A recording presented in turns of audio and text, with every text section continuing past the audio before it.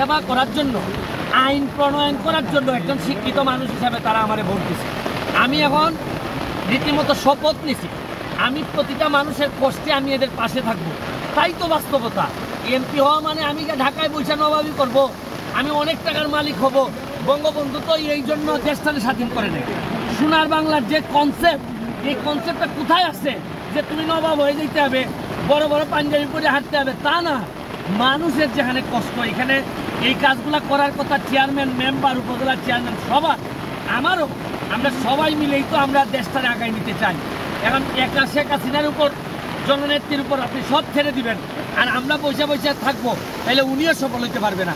আমি আমার এলাকার সৌন্দর্য আপনাদের সামনে তুলে ধরতেছি। আচ্ছা ভাই, আমরা অনেকে চার দোকানে বসে শুনলাম যে ব্যারিস্টারকে নাকি বেশি দিন রাখবে না, মানুষে মেরে ফেলবে, এই বিষয়টা কি বলবেন? হায়াতের মালিক হচ্ছে কি আল্লাহ। যতদিন আসি ততদিন সার্ভিস দিতে চাই। যদি মনে হয় যেদিন আমার থাকবে না, শুনেন, এই দেশের জাতির জনকেরই তো ভবিষ্যৎ ছিল না। উনিও তো 3 বছরের বেশি থাকতেই পারেন না। এই দেশের মানুষরাই তারে নির্বিচারে, তারে একেবারে সব পরিবারে হত্যা করছে। এখানে আমার খুব একটা যে বেঁচে থাকার ইচ্ছা তাও না। তো যতদিন বেঁচে আছি একেবারে নাড়াই দিব আমি সব কিছু। আমি বলছি না যে দুর্নীতি করলে রাজনীতি ছাড়েন, আর যদি রাজনীতি করেন তাহলে দুর্নীতি ছাড়েন। দেখেন আমি কি করে। ধন্যবাদ জানাবেন সুমন সাহেবকে। আসলে এমন নেতা এবং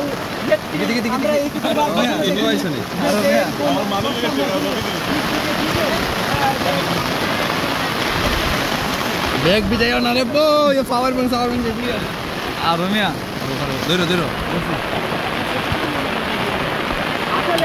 এক তো বিজ্জা পানি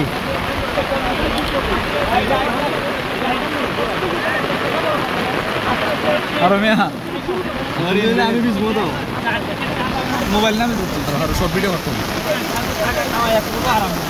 শুধু টাকা বানায়, যারা টাকা বানাচ্ছেন বিশ্বাস করেন একবারে না খেয়ে মরবেন, কিচ্ছু খাইতে দিবেন আপনাদের, কোলেস্টেরল হবে, শ্বাসকষ্ট হবে।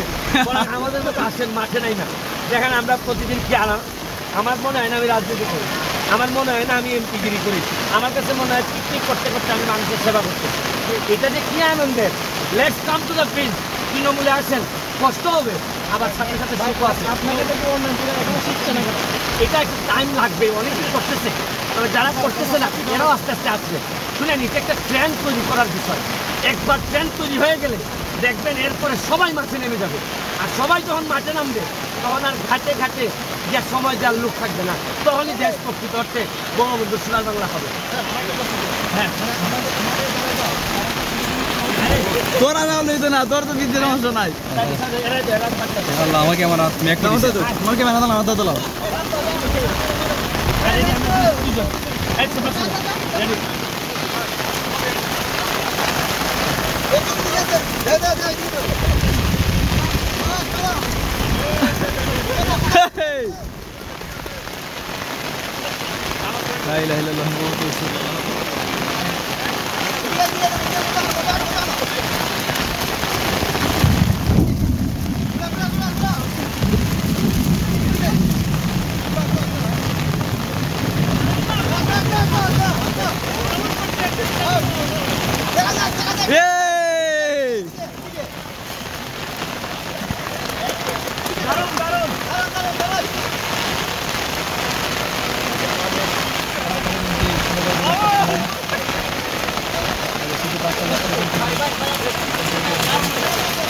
আমি মেসি।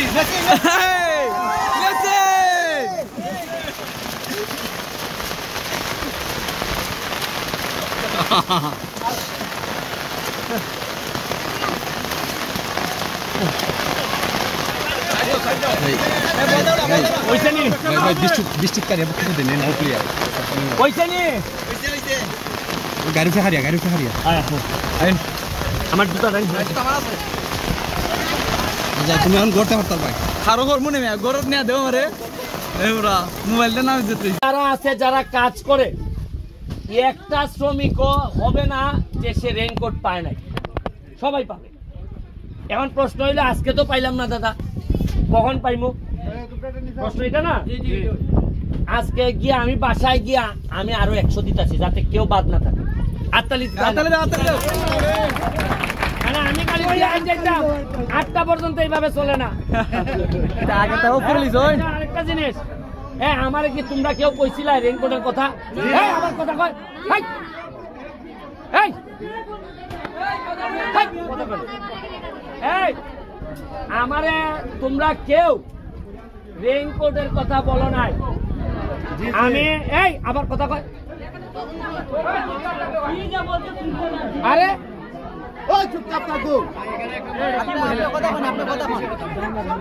এই যে এই